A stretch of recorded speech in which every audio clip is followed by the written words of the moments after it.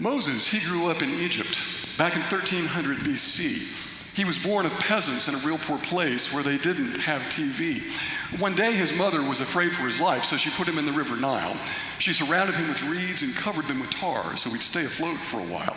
He was found downstream by the Pharaoh's daughter while she was taking her bath. She took him to her father and asked if she could keep him, but the Pharaoh started to laugh. Then the Lord intervened with his mighty hand, and he changed that Pharaoh's mind. And the Pharaoh turned to his daughter and said, "Keep him, baby, that'd be fine." Well, Moses, you got to set your people free.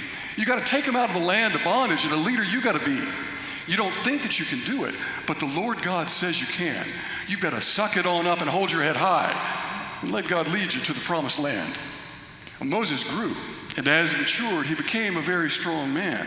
And he worked in the palace and in dealing with the people and was known throughout the land. But then one day Moses saw a soldier of the Pharaoh bop a Hebrew slave in the head.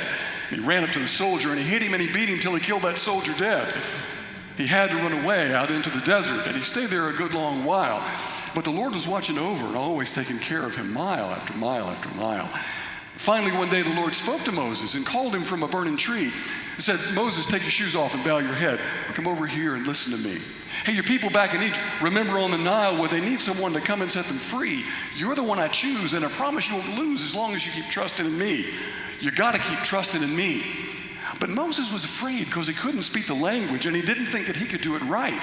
But the Lord was in control and guided Moses well, so Egyptians ran in terror and in fright.